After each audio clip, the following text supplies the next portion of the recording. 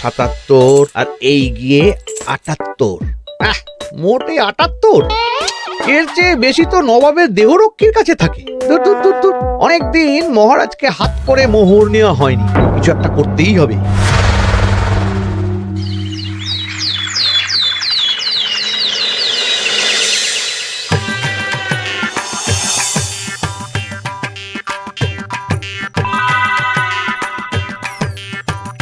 কই গো, কিছু কি ঠিক করলে? রাজকুমারের জন্মদিনে কি উপহার দেবে? হ্যাঁ গো, পেয়েছি, এই দেখো। উমা, এই যে তোমার ছোটবেলা সোনার আংটিখানা। হ্যাঁ গিন্নি, ঠিক ধরেছ। যেটুকু যা গয়না ছিল সবই তো দেওয়া হয়ে গেছে, নহে বিক্রি হয়েছে। আর তো কাউকে কিছু দেওয়ার নেই, তাই ভাবলাম এটাই উপহারে দিই। সে ভালো ভেবেছো। বেশ, আসি তাহলে, ওদিকে সবার দেরি হয়ে যাচ্ছে গিন্নি।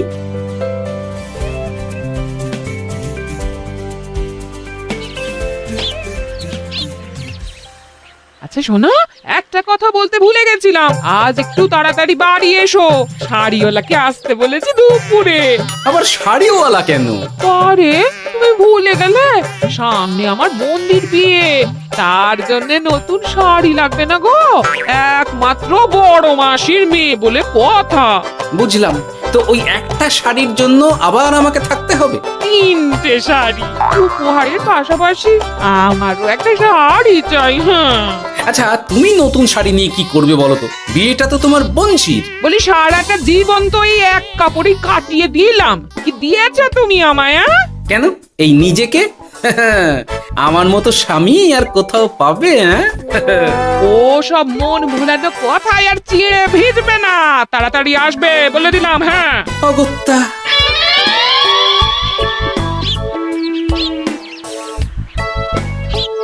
দূর, গিন্নিরও যত কথা সব বেরোনোর সময়। আবার তাড়াতাড়ি ফিরেও আসতে হবে শাড়ির জন্য। দেখি মহারাজকে বলি অগ্রিম বেতনের জন্য, না হলে তো শাড়ি কেনা যাবে না। তাও একটা হলে হতো, কিন্তু এনাকেও দিতে হবে। আসলে সত্যিই তো, গিন্নি আমার কত যত্ন আত্তি করে, কিন্তু তাকে আজ পর্যন্ত তেমন কিছু উপহার দিতে পারিনি। না, গিয়ে বলি।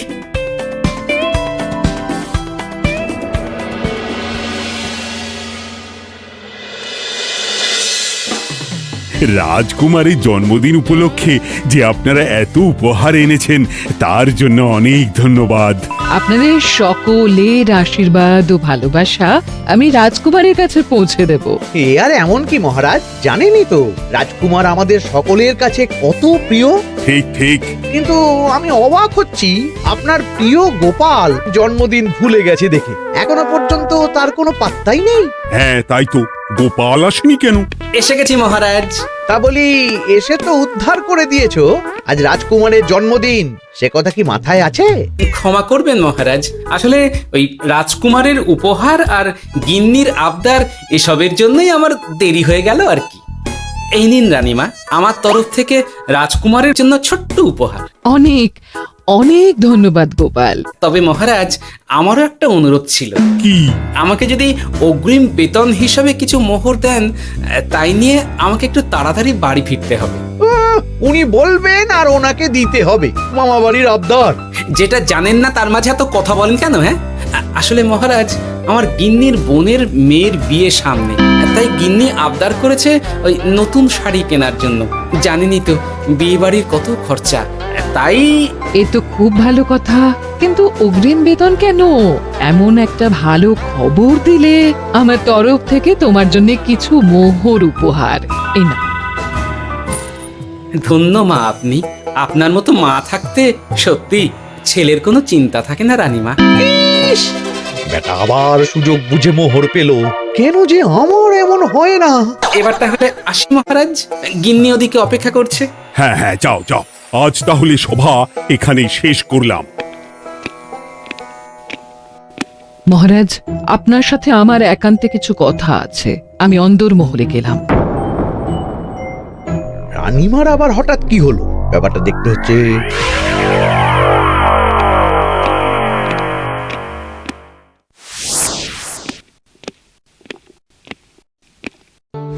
আজ আমি বুঝতে পারছি আপনি আমাকে একদম ভালোবাসেন না মহারাজ। মহারাজ।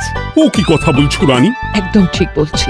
নিজের গিন্নির আবদার মেটানোর জন্য গোপাল কত ভাবে, নতুন শাড়ি কিনে দেওয়ার জন্য অগ্রিম বেতন অব্দি চাইলো, আর আপনি?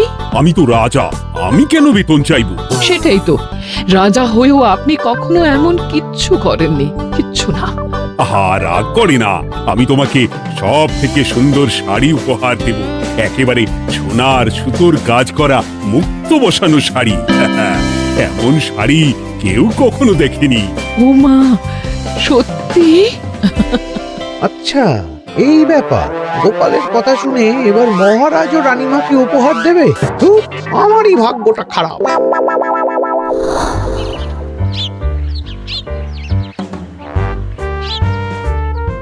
হাজার চেষ্টা করেও গোপালকে আটকানো যায় না। দূর দূর দূর, আমি যা চেয়েছিলাম তা ওই গোপাল পেয়ে গেল। ও কি গো, তুমি কার সাথে কথা বলছো? দুর্ভাগ্যর সাথে। কি সব অলক্ষণে কথা? কি হয়েছে? কি আর হবে, সবই তো তোমার দোষ। আমার দোষ? হ্যাঁ, তুমি আমার কাছে বায়না করো না কেন কিছু? তুমি বায়না করনি বলেই আজ আমি রানীমার কাছ থেকে মোহর পেলাম না, কিন্তু গোপাল পেয়ে গেল। এবার বুঝলাম। ঠিক আছে, এখন তাহলে বায়না করছি, তুমি কাল গিয়ে সেটা রানীমাকে জানাবে, ঠিক আছে? হ্যাঁ, করো করো করো, বায়না করো, বায়না করো। কি চাই, কি চাই, কি চাই? পেয়েছি। তুমি রানীমাকে গিয়ে বলবে যে আমার একটা সোনার হার চাই। এই না হলে আমার বউ। দারুণ চাল চেলেছো।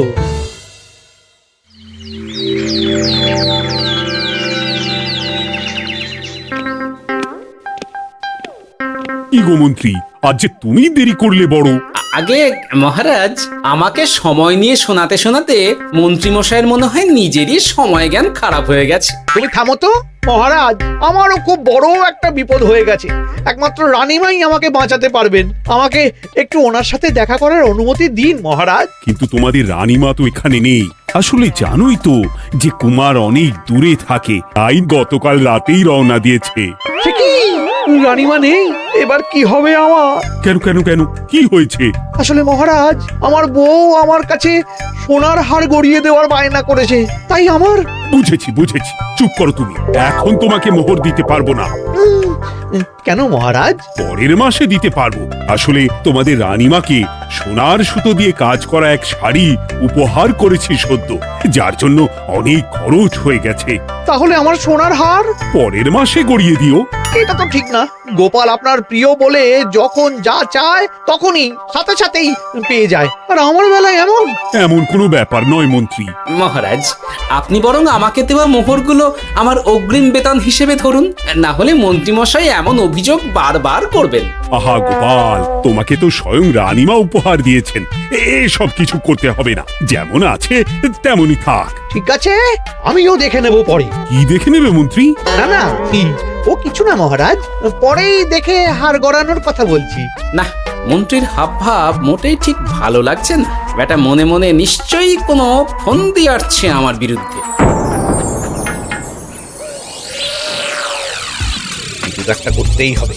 গোপালের ওই মোহর উপহার পাওয়াটা আমি কিছুতেই মেনে নিতে পারছি না। একটু মাথা খাটাই, একটু মাথা খাটাই। উপায় পেয়েছি।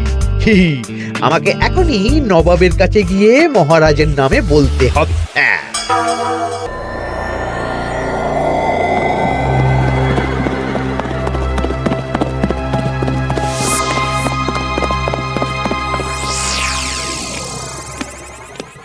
প্রণাম নবাব বাহাদুর।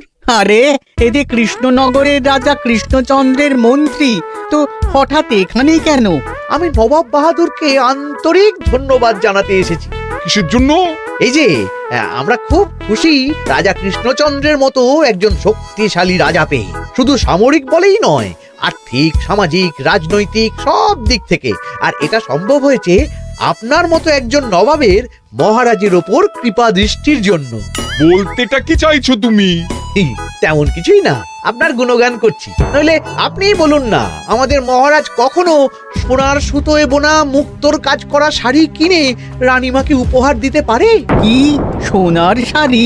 হ্যাঁ, এমন দামি শাড়ি যা হয়তো নবাবের কাছেও নেই। ঠিক আছে ঠিক আছে, তুমি এখন আসতে পারো। আর শোনো, আমি তোমাদের রাজ্য পরিদর্শনের জন্য লোক পাঠাবো। কবে কখন সেটা কাল তোমাদের সূচনা পাঠিয়ে দেবো, কেমন? তো, ঠিক জায়গাতেই আগুনটা ধরিয়েছি মনে হচ্ছে। বেশ, ব্যাপারটা আমার মোটেই ঠিক লাগছে না উজির। কৃষ্ণচন্দ্রর মতো এক সামান্য রাজা এত দামি শাড়ি কিনলো কি করে? কালো বাজারি করছে না তো? আমিও একই কথা ভাবছিলাম হুজুর। এক কাজ করো, কালকে কৃষ্ণনগরে খবর পাঠাও। 2 দিন পর রাজকার্য পরিদর্শনের জন্য তুমি সেখানে যাবে। সব খতিয়ে দেখবে, আর কিছু বেগতিক বা গরমিল দেখলে সেটা বাজেয়াপ্ত করে নেবে, কেমন? আর কে হুজুর?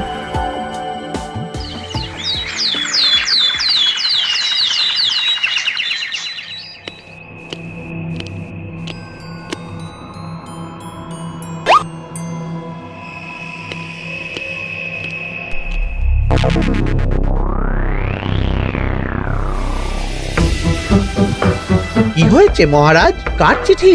নবাবের রাজকার্য পরিদর্শনের জন্য লোক পাঠাবে 2 দিন পর।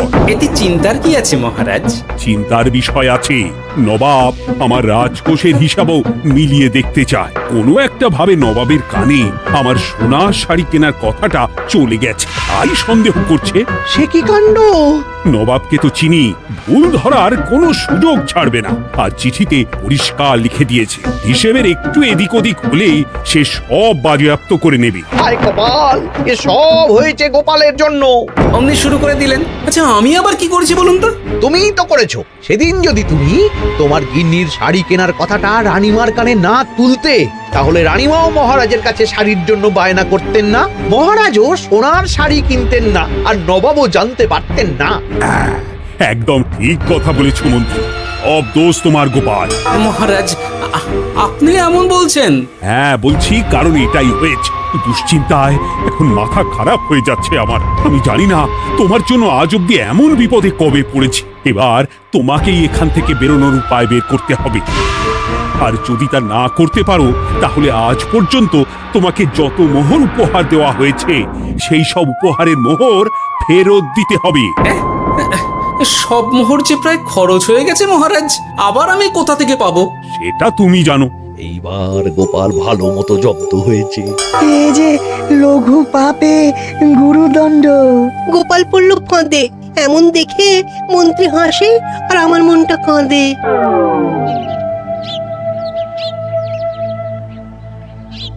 এখানে বসে কি করছো গো গিন্নি? এসে পড়েছো? ও মা, তোমার মুখটা এমন শুকনো দেখাচ্ছে কেন? আর বলো না, এই হিসেবের ঠেলায় সবকিছু বেহিসাবি হয়ে যাচ্ছে একেবারে। আচ্ছা, তুমি কি করছিলে ওই রসিদগুলো নিয়ে? দেখে হিসেব করছিলাম এই মাসে অনেক খরচ হয়েছে কিনা, সেই বুঝে পরের দিনগুলো চালাতে হবে গো। কি বলে? রসিদ দেখে হিসেব কষা? রি, এটা তোমার মাথাতেই আসেনি। ধন্যবাদ গিন্নি, আরো একবার তোমার জন্য এই যাত্রায় আমি বেঁচে যাব মনে হচ্ছে।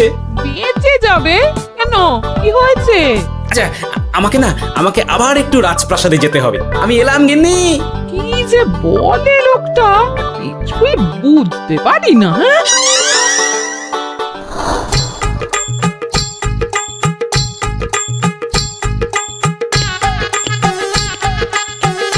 আসতে পারি মহারাজ? এ কি গোপাল, তুমি? আর কোনো চিন্তা নেই মহারাজ, নবাবকে হিসেব বোঝানোর উপায় পেয়ে গেছি। কি বলছো? কি উপায়? এই দুদিনে আপনি শুধু সকল প্রজাদের কাছ থেকে পুরনো রসিদ সংগ্রহ করুন, তাহলেই কেল্লা ফতে। তাই নাকি? আর নয়তো কি?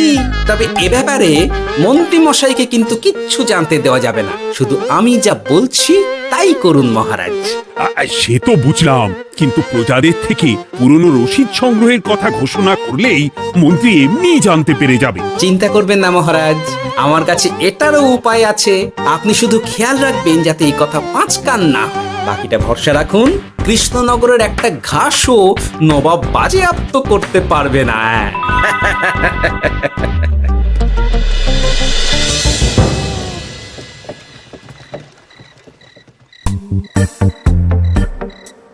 গোপাল দাদু, আমরা সব চলে এসেছি। ভালো সময় এসেছিস। তোদের দাদুর ভবিষ্যৎ এখন তোদেরই হাতে। এমন করে বলছো কেন দাদু? আমরা থাকতে তোমার কিচ্ছু হবে না, শুধু বলো না কি করতে হবে। জানি তো, তোদের যেটা করতে হবে সেটা হলো সবার বাড়ি বাড়ি গিয়ে পুরনো রসিদ সংগ্রহ করতে হবে। এই ব্যাপার, এটা আর এমন কি? কিন্তু কেউ যদি জিজ্ঞাসা করে কেন চাইছি, তখন বলবি যে ওই গোপাল দাদু ওই টোঙা বানাবে বলে পুরনো কাগজ চাইছে। আচ্ছা, আমরা এক্ষুনি নিয়ে আসছি। যাক, প্রথম ধাপ হয়ে গেল, এবার পরের ধাপের প্রস্তুতি। যাই, একবার বরং বিজ্ঞানীর কাছ থেকে ঘুরে আসি।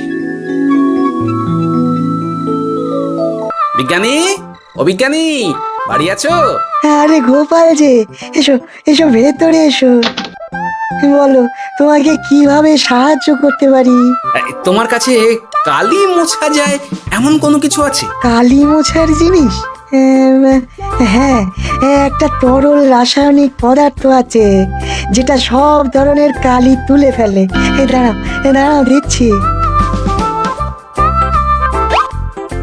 অনেক ধন্যবাদ বিজ্ঞানী।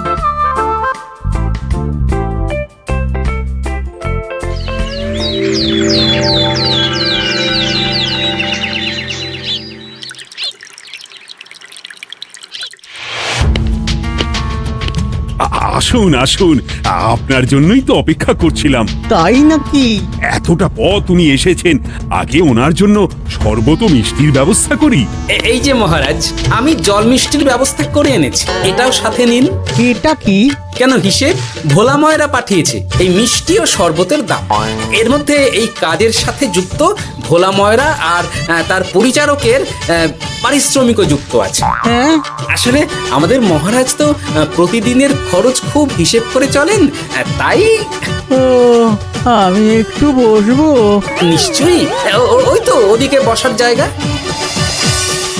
আপনি কি হাওয়া খাবেন উজির সাহেব? তাহলে রশিদে ওটাও যুক্ত করব। মশকরা হচ্ছে? আহা, রেগে যাচ্ছেন কেন? আপনার সাথে মশকরা করার মতো স্পর্ধা আমার নেই উজির সাহেব। আসলে মাসের শেষ তো, তাই একটু বেশি হিসেবে চলতে হচ্ছে আর কি। আমাকে হিসেব দেখাচ্ছ? আর রাজা কৃষ্ণচন্দ্র যে সোনার সুতোয় বোনা শাড়ি কিনতে পারলো, সেটার হিসেব কোথায়? একটা সামান্য রাজা এত অর্থ পায় কোথা থেকে? এ আবার কেমন কথা? মহারাজ যা কিনেছেন সেটা তো তার জমানো অর্থ দিয়েই কেনা। আমি বিপথে কোনো কাজ করি না। সেটা তো রাজকোষের হিসেব দেখলেই বোঝা যাবে। শুনে রাখো গোপাল, একটু যদি হিসেব এদিক ওদিক দেখি না, তাহলে সব বাজেয়াপ্ত করে দেব। কোনো চালাকি নয়, কোনো চালাকি নয়। বেশ, তবে করুন হিসেব। আমাদের কাছে কিন্তু সব কিছুর রসিদ আছে। কই গো, আনো সব, আনো আনো।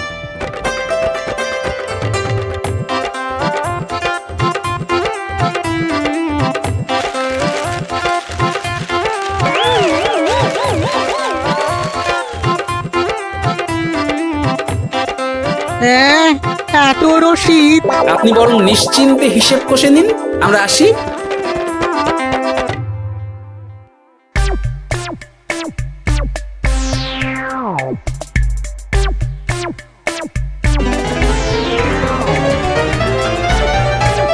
বাবারে, এত হিসেব কষে কষে তো মাথা ঝিমঝিম করছে, খিদেতেও পেট চুই চুই করছে। আপনার হিসেব কত দূর উজির সাহেব? আমাকে এখান থেকে নিয়ে চলো গোপাল, আমি আর পারছি না। ও কি, অঙ্ক কষে কষে তো আপনার সব শক্তি শেষ হয়ে গেছে দেখছি। আচ্ছা চলুন চলুন চলুন, কিছু মুখে দিয়ে দিন, তাহলেই শক্তি আসবে। তাই চলো।